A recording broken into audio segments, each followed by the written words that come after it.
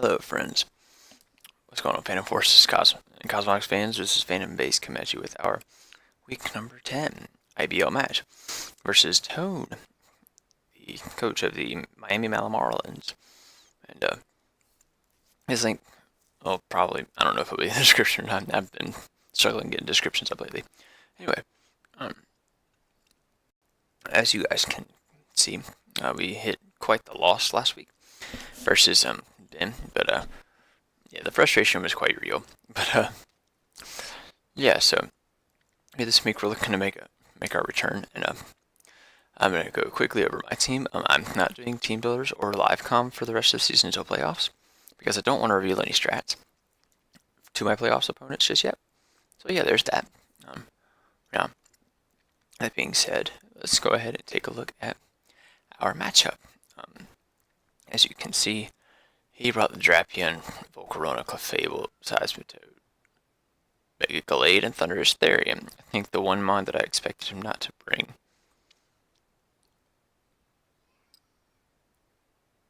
He brought Drapion over Bronzong, that's about it. But my team is, I'm bringing a Life Orb Agility, 3 attacks, Vikavolt,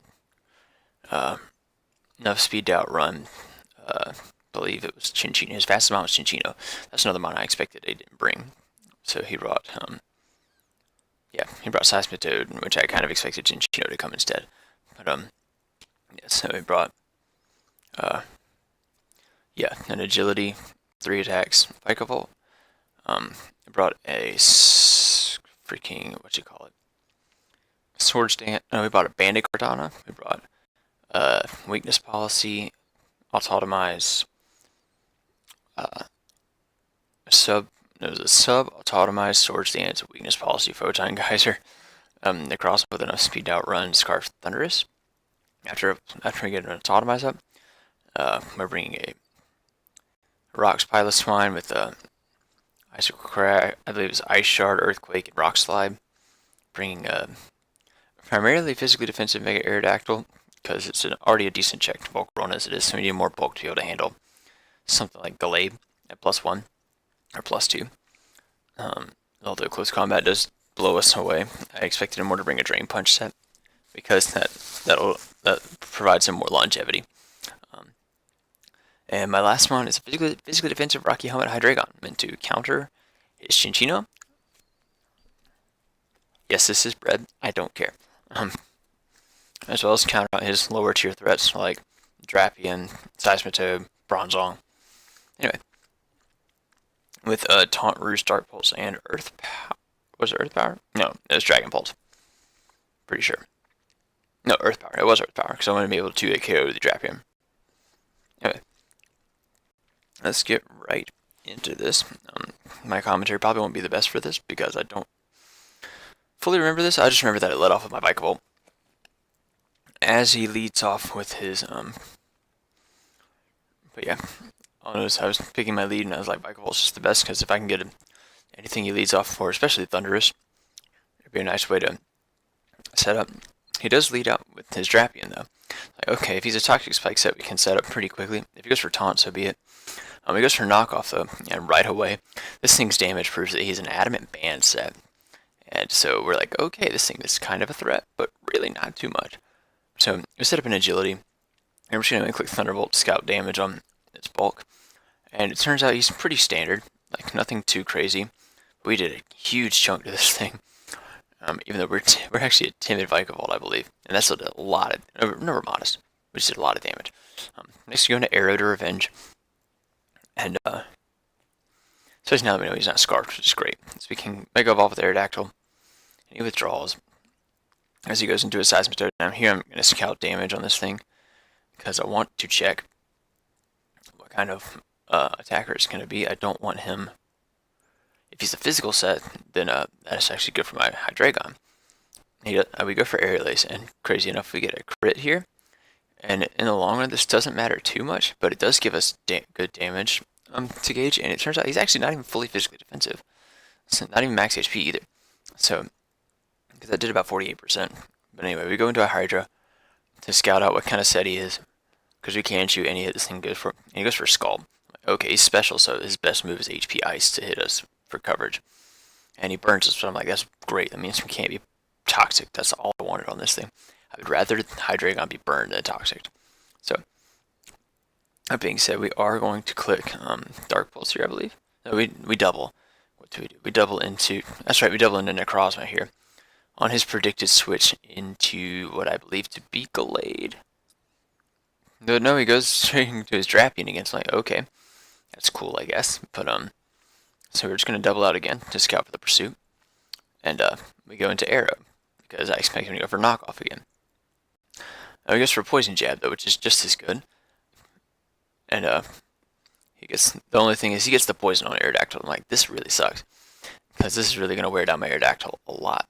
Now here we can make a safe double into Kartana because we know he's banded and we are smart enough not to knock him off.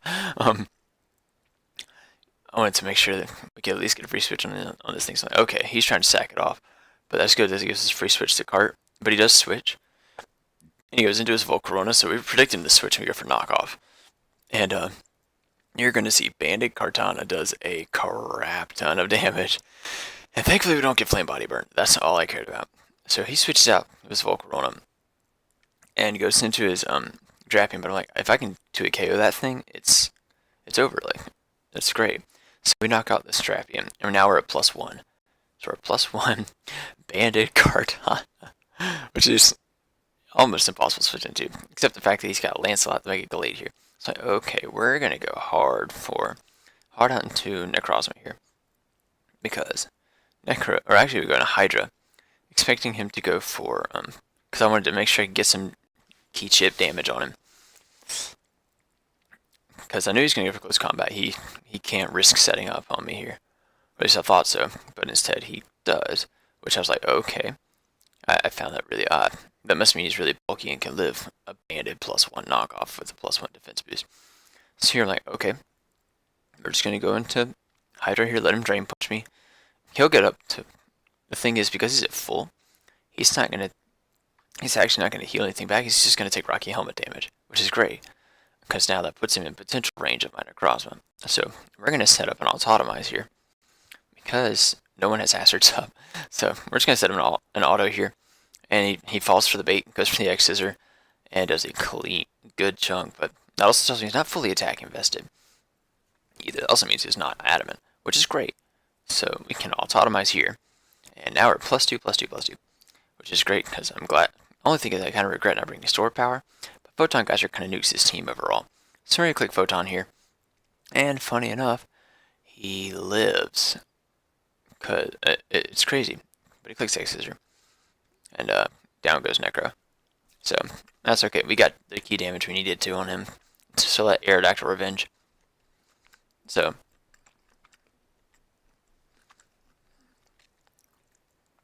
here I'm like, okay, we're just going to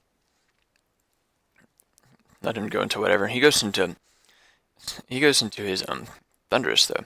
It's like, okay, this is a pretty easy read, I guess. Like, it's not too crazy. He's not gonna go for an electric attack. Like, that's okay. I know he's gonna try to predict here. The thing is, I don't need to predict. Like, and the thing is, looking at the Focus Blast damage, this is gonna tell me whether or not I'm gonna outspeed him with Kart. Based on that damage, he is 100% Expert Belt. So that means that I can do a lot of damage to this thing with Ice Shark 3 or a lot of attack investment. And somehow this dude connects 2 Focus Blasts, and I'm like, dude, props to you for connecting them. But and Thunder is just flexing over there. But I'm gonna go back into Aerodactyl, and we're gonna take this thing out because I wanted to make sure, because this thing is a threat. And though to be fair, had I gone into Kartana there, I actually probably just won. I'm glad I didn't at the same time because I needed a check to He goes into Seismitoad though, and here we're gonna play a nice little game of I'm gonna start spamming Roost as he clicks Scald essentially, and based upon that's the annoying thing is based upon the damage he does to me, he's actually got some special attack investment because he's doing over 50%, which really sucks. At least after the poison damage he is. And so I'm like, okay, we need to start getting this thing lowered so that I can't, because I'm not going to sit here forever and spam roost, sadly. I won't be able to live this exchange. So he clicks Scald, and I'm just thinking, okay, if he clicks Rocks here at any point, I might actually lose this game. So I'm going to start attacking. I'm going to force him to attack me. But, because the instant he doesn't click Scald, I get 2 hits on this thing. We do a good solid chunk of damage. And this is what I want. I wanted him to not put rocks up, because now he's in range through Rindo Berry of a Leaf Blade, which is great. So, but I know he's not Rindo because there's leftovers, but still, like, you use like max, it doesn't matter. So we're having Bandit Kart is going to come into play. He's going to switch. He's going to go into his Volcarona, and even though he is quad resist to Leaf Blade, I still do more than enough to do a KO.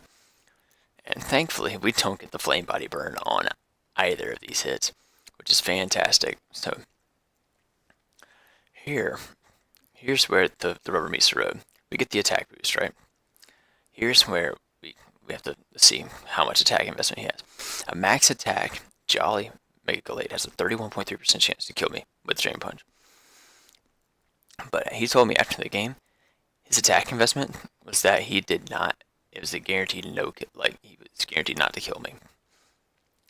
The max roll was 98%. So essentially, right there, after not getting Flame Body Burners, we win this game. Unless he is an unaware, physically defensive Clefable. As you see it coming right here. Funny enough, after you see this thing just straight up drop, there's one of 2 things. He's either not unaware, or he's not got any defense investment, because this thing just drops to a Leaf Blade. And obviously Seismitone is we're gonna kill like 5 of them after being at like +3 Bandit. So yeah, nice and close game versus Tone. Nice 1-0 victory. Yeah, it was a really tough game.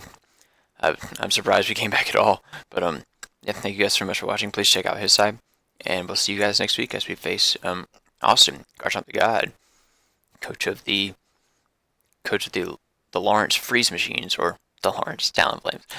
Catch you guys later. Bye, guys.